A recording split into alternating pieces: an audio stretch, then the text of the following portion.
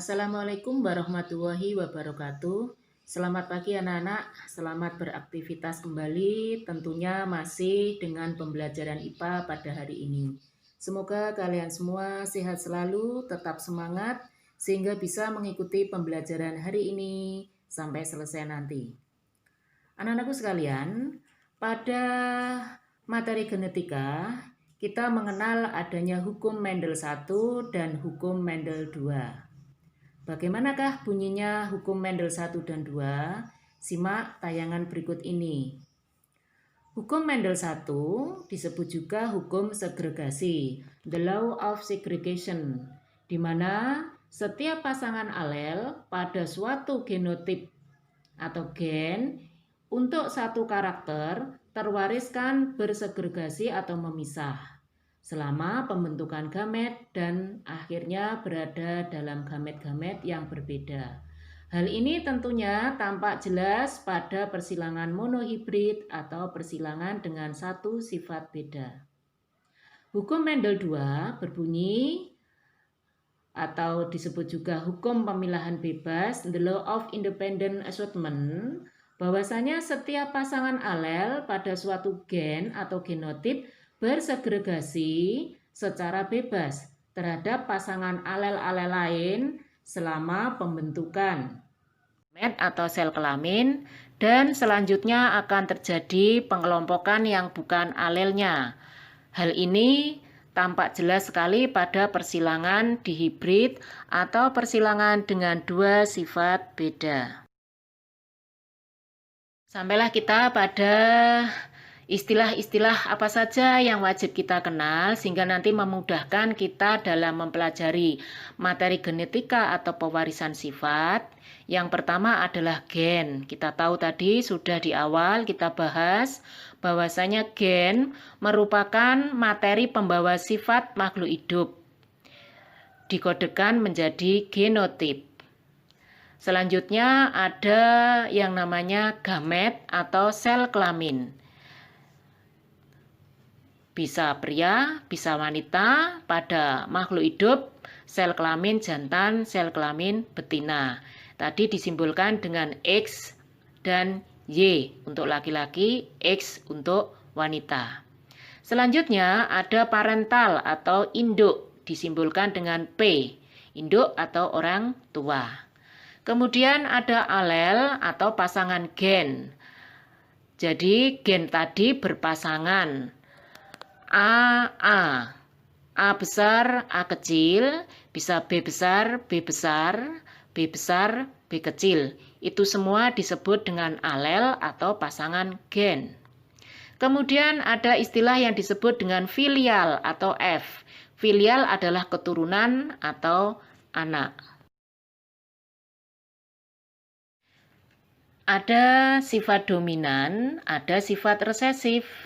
Apakah sifat dominan itu? Sifat dominan adalah di mana gen yang menutupinya sifat gen yang lain yang sealel. Sifat gen yang bersifat dominan ini biasanya menang. Selalu disimbolkan dengan huruf besar atau huruf kapital. Misalkan BB untuk gen bulat.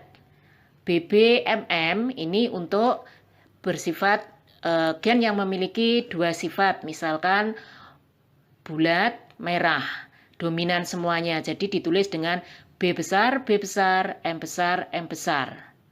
Kemudian ada D besar, D besar, L besar, L besar. Semuanya hurufnya besar, berarti menandakan gen itu bersifat dominan, gen yang menang, menutupi gen yang lain. Ada sifat resesif. Resesif adalah gen yang tertutupi oleh sifat gen yang lain yang sealel atau sering disebut dengan sifat yang kalah, tertutup. Disimbolkan dengan huruf kecil. Jika B besar dominan, resesifnya adalah B kecil, B kecil. Jika ini memiliki dua sifat, B besar, M besar, M besar, maka resesifnya adalah B kecil, B kecil, M kecil, M kecil. D kecil, D kecil, L kecil, L kecil. Selanjutnya, ada sifat genotip dan fenotip. Genotip berasal dari gen, sifat yang tidak tampak dari luar, karena tadi gen letaknya jauh di dalam kromosom, ada di dalam inti, ada di dalam sel, sedangkan sel itu sendiri tidak terlihat oleh mata. Jadi genotip tidak terlihat atau tidak tampak dari luar. Karena tidak tampak itu anak-anak, maka genotip disimbolkan dengan huruf. Kemudian ada sifat fenotip, sifat yang tampak dari luar, dapat dilihat, dapat dirasakan dengan indera kita. Misalkan ada sifat buah itu bentuknya bulat, maka bulat dikatakan fenotip. Bagaimana genotipnya? Karena gennya bagaimana tidak terlihat, maka bulat disimbolkan B besar jika dia bersifat dominan. Kemudian misalkan ada buah mangga itu rasanya manis. Sifat manis bisa kita rasakan dengan indera. Kemudian itu disebut dengan fenotip. Bagaimana genotipnya? Jika manis itu bersifat dominan, hampir semua mangga itu bersifat manis, maka disimbolkan dengan genotipnya M besar. Warna kuning. Semangka itu warnanya kuning, bisa kita lihat. Jika warna kuning itu bersifat dominan, maka bisa disimbolkan dengan K besar.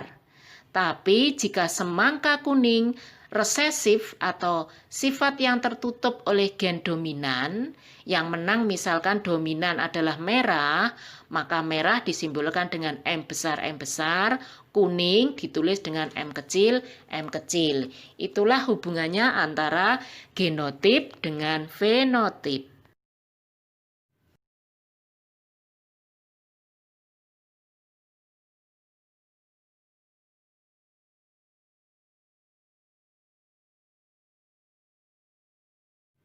Selanjutnya ada istilah homozigot dan heterozigot. Homozigot adalah pasangan gen yang memiliki alel yang sama. Jadi kita tahu tadi bahwasanya alel itu berpasangan. Yang sama apanya? Ada A besar, kalau itu B kecil ya B kecil, D besar, A besar, B besar, dan seterusnya. Heterozigot adalah pasangan gen yang memiliki alel yang berbeda. Alel tadi berpasangan, jadi pasangannya hurufnya tidak sama. Kalau homo tadi A besar, hetero tentunya A besar, A kecil, B kecil. Kalau itu memiliki dua sifat, A besar, A kecil, B besar, bisa A besar, A kecil, C besar, C kecil. Jadi tidak ada huruf yang sama. Untuk memantapkan konsep fenotip dan genotip, silakan anak-anak cermati pernyataan berikut ini. Buah semangka berwarna merah dominan homozigot terhadap semangka warna kuning. Pada kalimat ini, yang wajib kita pilah-pilah adalah semangka warna merah dan semangka warna kuning. Fenotip kita tahu adalah sifat yang tampak dari luar. Kalau ada buah semangka seperti itu, apakah yang tampak oleh indera kita? Misalkan indera mata. Oh ya, semangka itu warnanya merah. Semangka itu warnanya kuning. Kelihatan dengan tampak jelas oleh indera kita. Maka kita tuliskan fenotipnya adalah merah, satunya fenotipnya adalah kuning. Nah, sekarang yang menjadi permasalahan anak-anak, genotip berawal dari gen, tidak tampak oleh mata, tidak terlihat, maka harus disimbolkan dengan huruf. Huruf apa yang harus kita tuliskan? Perhatikan. Merah bersifat dominan homozigot. Merah berasal dari kata M, hurufnya M, ya, dominan. Berarti kita simbolkan dengan huruf M. M-nya besar, M besar. Karena mintanya di permasalahan ini adalah dominan homozigot. Jadi M besar sudah mewakili bahwasanya warna merah dominan homozigot. Kemudian semangka warna kuning, fenotipnya sudah tahu kita terlihat warnanya kuning. Bagaimana yang mewakili dari simbol genotip? Hurufnya M kecil, M kecil. Dari mana itu? Kok bukan K kecil karena kuning? Karena kuning bersifat resesif, sifat tersebut tertutup atau kalah oleh warna merah, maka kuning mengikuti merah. Merah dengan simbol M, kuning pun dengan simbol M. Untuk membedakan dominan dan resesif, kalau dominan huruf besar, resesif huruf kecil. Jadi kuning ditulis M kecil, dan bukan K kecil, K kecil. Mohon ini ditekankan sekali lagi sehingga nanti kalian tidak mengalami salah konsep. Selanjutnya anak-anak ada contoh soal lagi supaya kalian lebih paham lagi tentang fenotip dan genotipnya. Kita cermati kalimat berikut dari permasalahan yang ada. Padi berbatang pendek, berbulir bulat, dominan homozigot. Terhadap padi berbatang tinggi, berbulir lonjong. Jadi di sini permasalahannya ada dua padi. Padi yang satunya batangnya pendek, bentuk bulirnya bulat. Itu dominan homozigot. Siapa yang resesif di sini? Resesif homozigot adalah padi batangnya tinggi, bulirnya lonjong. Maka bisa kita jawab dari permasalahan tersebut melalui tahap pertama kita tulis kata kuncinya. Sehingga memudahkan kita untuk memilah mana genotip, fenotip dari permasalahan yang ada. Kata kuncinya sifat pendek, bulat, dominan homozigot. Tinggi, lonjong, resesif homozigot. Maka kita tuliskan fenotipnya adalah pendek, bulat, dominan homozigot.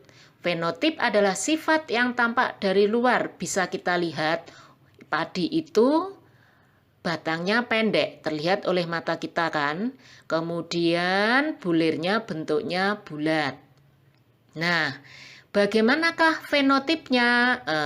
Bagaimanakah genotipnya? Karena dia bersifat dominan, tentunya pendek itu kita awali dengan huruf P, kita tuliskan huruf besar semuanya. P besar, P besar. Bulat, B. B besar, B besar. Maka ini sudah mencerminkan genotip. Sifat yang tidak tampak dari luar harus kita wujudkan dalam simbol huruf, ya. Pendek, P besar, bulat, B besar, B besar. Dominan homozigot. Hurufnya besar semua dan sama. Selanjutnya, untuk sifat kedua yaitu sifat yang resesif homozigot. Fenotipnya ada padi yang tinggi dan bulirnya lonjong. Kita tulis kata kunci tadi, fenotipnya tinggi, lonjong, resesif, homozigot. Bagaimanakah genotipnya? Sifat tersebut tidak tampak oleh mata kita, maka harus kita wujudkan dengan simbol huruf. Resesif ada di dalam benak kalian, berarti selalu ditulis dengan huruf kecil. Tinggi mengikuti pendek, karena tertutup. Yang kelihatan adalah pendek, yang menang, yang dominan. Kalau pendek huruf P besar, tinggi adalah huruf P kecil, P kecil. Kalau bulat hurufnya B besar, maka lonjong karena resesif, maka ditulis dengan B kecil, B kecil. Jadi bisa kita simpulkan anak-anak bahwasanya genotipnya tadi adalah P besar, B besar untuk pendek, bulat, dominan, homozigot. P kecil, B kecil untuk tinggi, lonjong, resesif, homozigot. Sebagai vitamin untuk penyemangat dan penguatan konsep yang sudah kita pelajari ini tadi anak-anak, Coba kalian cermati. Tentukan fenotip dan genotip dari pernyataan berikut. Soal pertama, kacang ercis bulat, warnanya kuning. Dominan homozigot terhadap kacang ercis, kisut warnanya hijau. Soal kedua, kelinci berambut hitam, bertelinga panjang, dominan homozigot terhadap kelinci berambut putih, bertelinga pendek. Silakan anak-anak, soal tadi kalian kerjakan. Nanti kita bahas di grup ini sehingga apa yang sudah kita pelajari tadi bisa kita evaluasi bersama. Apakah kalian sudah benar-benar paham atau perlu penguatan dengan soal-soal berikutnya. Demikianlah anak-anak materi yang bisa kita pelajari hari ini. Semoga bermanfaat untuk kita semua. Tetap semangat. Saya akhiri sekian. Wassalamualaikum warahmatullahi wabarakatuh.